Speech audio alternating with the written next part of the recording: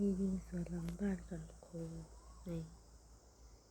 รีวิวไปเรื่อยๆมีเลยดอกวันหยุด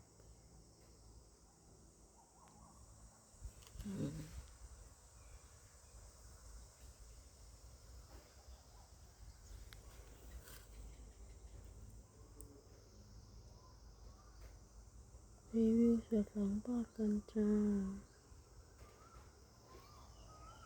มีเหลือหลายสิ่งหลายอย่างที่เรายังไม่ทำนะ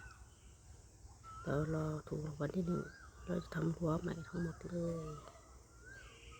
นี่อันเดิมที่พ่อเราทำไว้เป็นรั้วบ้านพ่อทำใหม่ก่อนเก็บตังค์กันไปถ้าผ่านการสร้างรายได้จากเฟซบุ๊กนี้เดี๋ยวมาทำรั้วบ้านให้แม่รีวิว